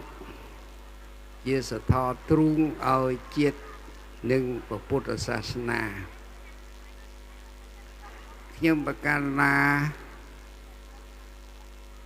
នឹងជំនួសមុខជំនួសប្រផាក់ឲ្យព្រះមេគុណឲ្យព្រះឲ្យសមាគមប្រសង់សាមគ្គីស្នេហាជាតិខេត្តនឹងមានធរដេកាជុំវិញនៃការសិក្សាសូត្ររៀនរបស់ព្រះសង្ឃកូនចៅខ្មែរមានចំណងជើងថាប្រធានបទចូលយើងទាំងអស់គ្នាលើកកម្ពស់ស្មារតីថែរក្សាវប្បធម៌ជាតិមិននឹងសម្ដែងខ្ញុំក៏សូមអនុញ្ញាតអង្គពិធីចម្រើនពរដល់លោកអ្នកមន្ត្រីរដ្ឋការដឹកនាំខេត្តនិងស្រុកដូចតទៅkính trưởng ban tôn giáo tỉnh Trà Vinh, kính thưa ông Văn Ngà, Phó Bí thư, Chủ tịch Ủy ban Nhân dân huyện Cầu Ngang, Kính thưa lãnh đạo Ủy ban Mặt trận Tổ quốc Việt Nam huyện Cầu Ngang cùng phòng ban ngành của huyện, và kính thưa lãnh đạo Đảng ủy Ủy ban Mặt trận Tổ quốc của xã Kim Hòa, và kính thưa toàn thể quý vị lãnh đạo đã đến lễ tổng kết năm học 2018-2024 của Hội đoàn Kết sư sãi yêu nước huyện Cầu Ngang, và công bố kỳ thi sơ cấp Phật học năm 24-25. Tối hôm nay tôi xin phát biểu chung quanh việc học tập của chư tăng Phật tử Khmer với chủ đề tất cả chúng ta nâng cao tinh thần gìn giữ và phát triển văn hóa dân tộc bằng tiếng dân tộc sau đây. Đôiខ្ញុំបការណាអាត្មាបានលើកឡើងខាងដើមប្រធានបទចូលយើងទាំងអស់គ្នាលើកស្មារតីលើកកម្ពស់ស្មារតីថែរក្សាវប្បធម៌ជាតិអស់លោកណាបដិជគុណបការណាអង្គវិធីទាំងមូលជាទីស្នេហាវប្បធម៌ទួទៅដែលមានធៀងជាច្រើនក្នុងនោះមានអក្សរសាស្ត្រមានភាសាមានសម្ដីនិយាយគឺភាសានេះឯងនឹងមានសម្លៀកបំពាក់ទំនៀមទម្លាប់ប្រពៃណីទាំងអស់នេះហៅថាវប្បធម៌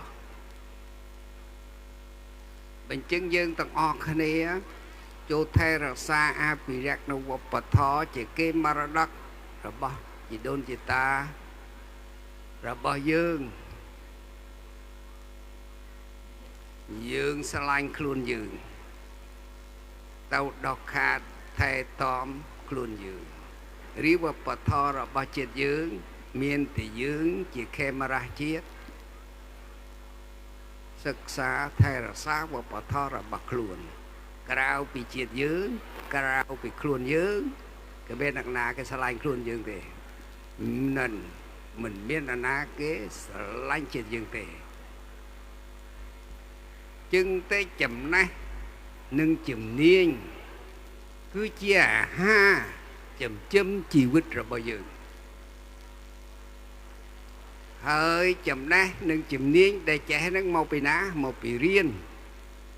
មានពីរោគក្រវិកយលនេះឯងจึงចំណេះការចេះដឹងនិងជំនាញក៏មកចេញពីសាលាជាតិមួយសង្គមនីមួយត្រូវបណ្ដាលធនធានបណ្ដោះពូជធាឲ្យជាតិនិងសាសនារបស់យើងจึงតែក៏មានអ្នកណាចេះដោយខ្លួនឯងដោយថ្លាក់ពីមេឃចោះដែរដោយទេវតាឬរណាអោយដែរដោយខ្លួនយើងខំរៀនកុំថែរក្សាហើយបើរៀនចេះហើយមានជំនាញហើយអានេះការចិញ្ចឹមជីវិតបានងាយស្រួលគឺជាអាហារចិញ្ចឹមសម្រាប់ជីវិតរបស់យើងទី2តម្លៃនៃវប្បធម៌ដែលយើងចេះជាជំនាញសតតជំនាញហើយជាតម្លៃឲ្យតម្លៃរបស់ជាតិរបស់ខ្លួនរបស់បុគ្គលដែលណាក់បានសិក្សាសូរៀនចឹងតែក៏មានឱកាសណាដ៏ល្អជាងពេលនេះទៀតទេពេលនឹងពេលអីពេលសុខសន្តិភាព សន្តិភាពស្ថិរភាពអភិវឌ្ឍបើប្រទេសជាតិភូមិស្រុកសន្តិភាពហើយយើងមិនស្ថិរភាពខាងវប្បធម៌ខាងអក្សរសាស្ត្រយើងមិនមានការរួមសុខរួមទុក្ខហៅថាសាមគ្គីគ្រួសារមួយទូចមានគ្នាពីបេណាបើមិនសាមគ្គីទេមិនដេចឡើយនឹងមានការរីកចម្រើនគ្រួសារយើងឌីប្រព័ន្ធកូនចៅរវល់តែផ្លោះគ្នាវល់តែបៀស្រានាំអុយនាំគ្រួសារបែកបាក់គ្រួសារតោះតែងជាងហៅថាមិនស្ថិរភាពបើមិនស្ថិរភាពគ្រួសារមួយគ្រួសារច្រើនក្នុងភូមិស្រុកមួយមិនស្ថិរភាពមិនស្រុកនោះរីកចម្រើនរៀនមិនបានធ្វើការងារមិនបានរកស៊ីមិនបានជាងទៅពេលវេលាសុខសន្តិភាពជាឱកាសមួយដ៏ល្អពីថ្ងៃម្សិលជាអតីតថ្ងៃស្ដេច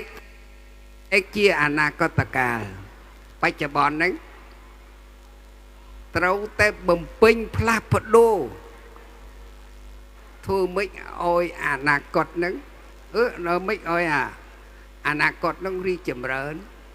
រុងរឿងស្ថិរភាពត្រចះត្រចង់បានមានតែបច្ចុប្បន្នហ្នឹងទេក្នុងពេលដែលសុខសន្តិភាពនេះទេអតីតកាលទុកមួយកន្លើទៅច្រកខេបទុក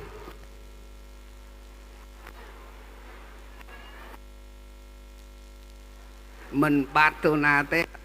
កាលរឿងរ៉ាវទាំងឡាយគេចាទុកក្នុងប្រវត្តិហើយបិទច្រកក្នុងហេបទុកហើយមិនបាត់ទៅណាទេគឺតែបច្ចុប្បន្ននឹងធ្វើម៉េចអើយអនាគតរីកចម្រើនយើងរៀនសូត្រប្រកបការងារក្នុងគឺបំពេញនៅសេចក្តីល្អហៅតគុណធម៌ហ្នឹងបានហើយក៏បីបណ្ដុះបណ្ដាលអ្នកដទៃទៀតបានន័យថាចៅទាំងអស់ទាំងបបទាំងកុហកចំណេះមានជំនាញហើយមានគុណធម៌ហើយល្អហើយត្រូវបណ្ដុះបណ្ដាលគុណធម៌ដល់អ្នកដទៃបានន័យថាបង្រៀនបង្ហាត់ណែនាំអ្នកដទៃឲ្យធ្វើល្អដូចយើងដែលបានចំណេះវិជ្ជាហើយជាងមានតែទី1ការចេះដឹងមកថ្ងៃនេះពេលវេលាសុខសន្តិភាពនេះយើងមាននិស្ស័យកពស់ដោយឪពុកម្ដាយយើងចិញ្ចឹមបីបាច់ថែរក្សាឲ្យមាននិស្ស័យដ៏កពស់កម្រនឹងបានចូលមកក្នុងបណ្ដាញពុទ្ធសាសនាមលុបដល់ត្រជាក់នេះខិតខំរៀនសូត្រមិនត្រឹមរៀនតែបាវចនៈធម៌អាវិន័យទេចេះខាងធម៌វិន័យផងរក្សាបាននៅអក្សរសាស្ត្រជាតិផងខ្ញុំមិនរៀនភាសាអីដទៃទេធម៌អារៀនទៅភាសាខ្មែរអញ្ចឹងដែរទៅសេអក្សរខ្មែររៀនអក្សរខ្មែរយើងកតញ្ញូយើងចេះមកពេលនេះដល់ត្រឹមនឹងរៀងបានរៀនហ្នឹងកតញ្ញូយើងមាន4ធំបំផុតមេដាបិតាយើងហើយទី2គ្រូបាអាចារ្យបានបង្ហាត់បង្រៀនទី3យើងបានពោះក្រេបចិញ្ចុកនៅពធជាមាគានាំមកនៅសេចក្តីសុខទី4គឺគុណរបស់មេត្តាភូមិមេត្តាភូមិរឹងមាំថិតថេរសុខសន្តិភាពដោយការពលីដ៏ឧត្តមឧត្តមរបស់វីរៈសមណៈរបស់យើងវីរៈបុរសរបស់យើងគ្រប់ជាតិគ្រប់សាសដែលរួមរស់ក្នុងទឹកដីនេះទើបបានដណ្ដើមនៅពលិសុខសន្តិភាពមកឲ្យយើងត្រូវស្ថិរភាពមានសាមគ្គីទាំងកាយវាចាចិត្តប្រាស់លោកថាសាមគ្គីហ្នឹងតពោសខោមកគីពួកក្រុមនាំមកសេចក្តីសុខសេចក្តីព្រមព្រៀងនាំមកសេចក្តីរីកចម្រើន សេចក្តីសាមគ្គីធម៌សាមគ្គីនេះឯងជាកត្តាអាចឲ្យសម្រេចរាល់សកម្មភាពការងារសិក្សាសូត្ររៀនក៏ដូចជាធ្វើការរដ្ឋបាលក្តីរដ្ឋការក្តីធ្វើពលកម្មទួលទានមាន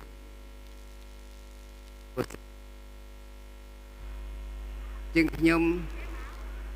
ក៏រនតែលើកឡើងប៉ុណ្ណាហើយបើចេះហើយត្រូវមិនត្រូវរក្សាសេពគប់អ្នកប្រាជ្ញបណ្ឌិតជាឆ្ងាយណាក់ពីលអវសេប្រយ័ត្នណាប្រយ័ត្នអដឹកធ្វើមានបាត់គេ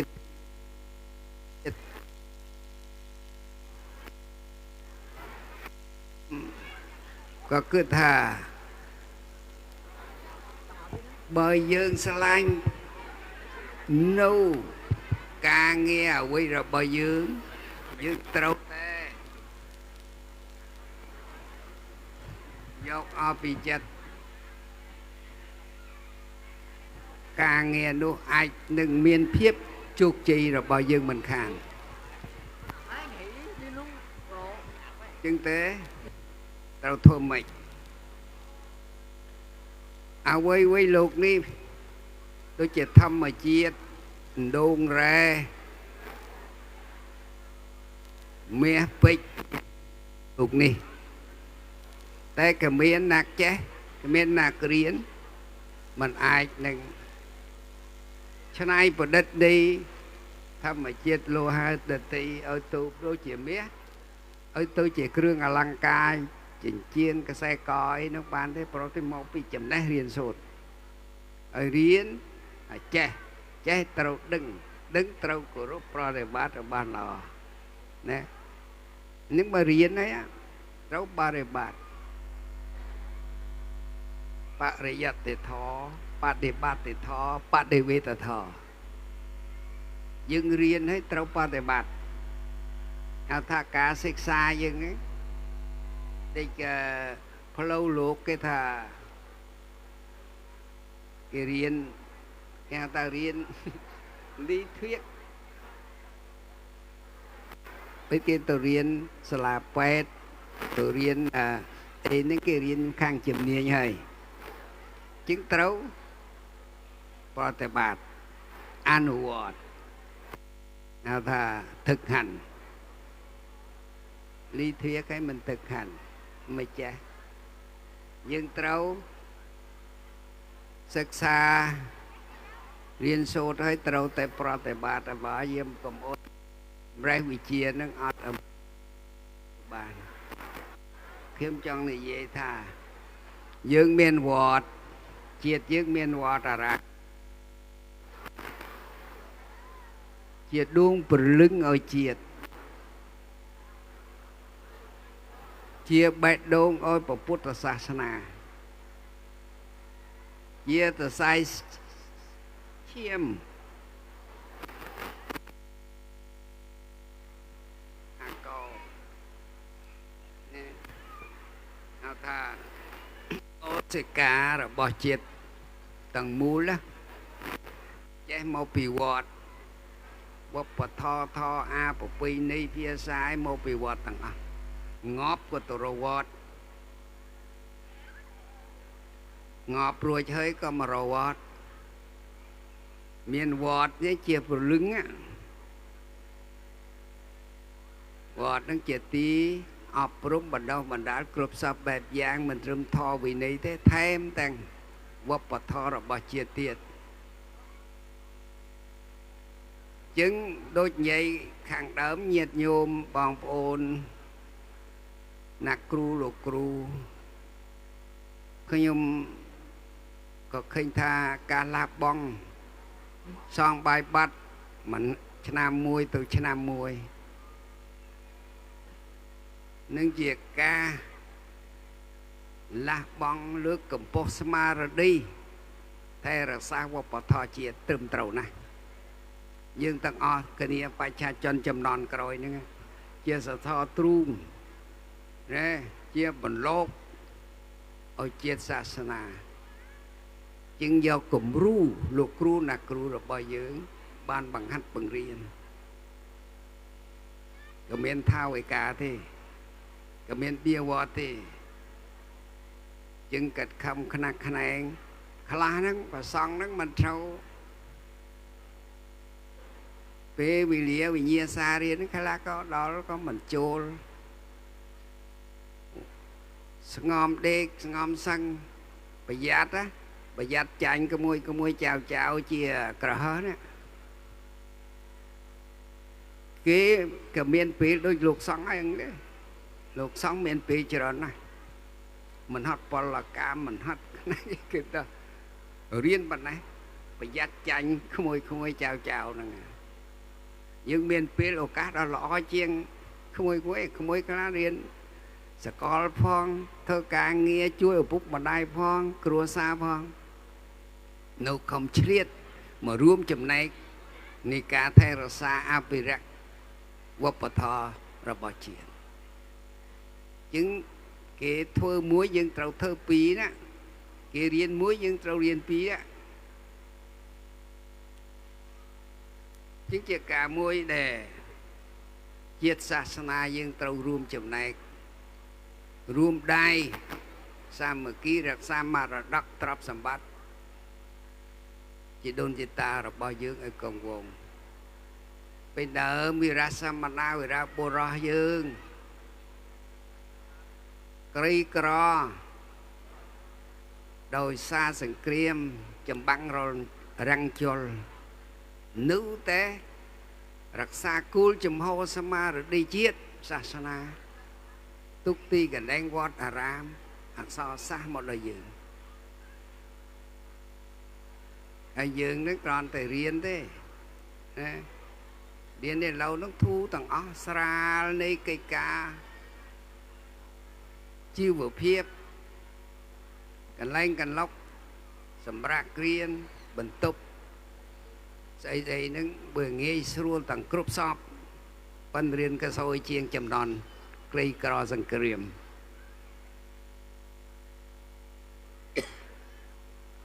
ấy bây giờ kể tha cha đau lần đi cái nhộng á bên tay khang bọc bật tho khang tho án tục việc bát từ mình riêng chỉ đến đặc xa tho đặc xa vì này nó mình công mình thật thê mình lo rồi sơ bên đó ông cái riêng muối ban muối những riêng muối bát muối riêng mấy bán muối chạc muối pi chạc mì rồi bị đỡ cái riêng muối chạc muối thêm tăng đặc so sát qua bò tho bò pi ní tầm niêm tầm lóp rắc xa lọ bàn bò pi thọ a vì ní có rắc xa giang sà cầm lâu dân bình thôi ấy thọ a nó can thêm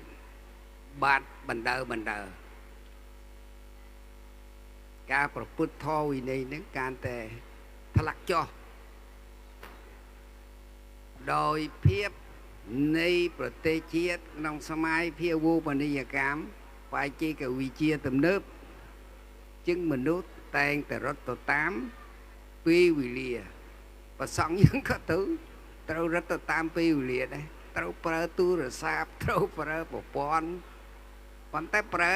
miền phải gió chả nước nằm sạch đi sốc một đọc luôn cái bờ khó ít phải gió anh nước mình ai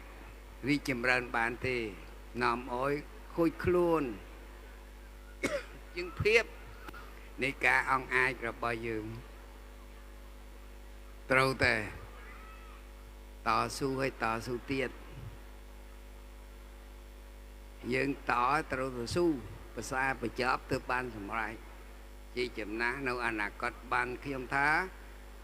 អតីតទុកក្នុងទៅអនាគតរីកចម្រើនរុងរឿងត្រូវតែនាំគ្នារៀនសូត្រធ្វើការងាររកស៊ីក្នុងបច្ចុប្បន្នហ្នឹងឲ្យតនគេតនឯងទើបយើងមានតម្លៃនៃជីវិតរបស់យើងជាងអ្វីដែលយើងត្រូវមានត្រូវតែបដិញ្ញាតស៊ូដើរតាមជានិច្ចទើបបានជោគជ័យចុងក្រោយបំផុតរបស់យើងបើយើងធ្វើឲ្យមិនតស៊ូមិនបដិញ្ញាដើរតាមទេដល់បកកណ្ដាលផ្លូវចូលអានឹងជ័យចំណាស់ជោគជ័យមិនមានដល់យើងទេភាពរីកចម្រើននៃភូមិស្រុកវត្តអារាមរបស់យើងក៏មិនអាចរីកចម្រើនបានប៉ុន្តែទុកជាការរួមចំណែកនៃពិធីប្រកាសលទ្ធផលពេលនេះខ្ញុំគង់ថ្លែងជាង20នាទីទៅហើយលំមបញ្ចប់ខ្លីប៉ុណ្ណេះហើយជាទីបញ្ចប់មកសាជាថ្មីសូមថ្លែងនៅទឹកចិត្តដ៏ស្មោះស្ម័គ្រចំពោះព្រះចៅអន្តរិកាគ្រប់វត្តគណៈកម្មការគ្រប់វត្តពុទ្ធបរិស័ទគ្រប់វត្តនិងលោកគ្រូអ្នកគ្រូគ្រប់វត្តដែលបានចំណាយពេលលះបង់លើកកម្ពស់ស្មារតីថែរក្សាអភិរក្សវប្បធម៌ជាតិរហូតដល់បានបញ្ចប់នៃឆ្នាំសិក្សានាំសិស្សមកប្រកួតប្រកាដើម្បីទទួលនៅជ័យលាភីនៅពេលរាត្រីនេះសូមអរគុណរកអ្វីប្រៀបទំបានទេហើយខ្ញុំបការណាខ្ញុំនឹងមិនធ្វើនយោបាយអីទេសពថ្ងៃគិតតែធ្វើសាច់ដីល្អសម្រាប់ខ្លួនហើយនាំសាច់ក្តីល្អនឹងដល់សង្គមជាតិមាតុភូមិឲ្យបានសុខសាន្តឲ្យបានរីកចម្រើនថិតថេរជារកាលប៉ុណ្ណោះchứក៏មាននយោបាយសង្គ្រាមរៃ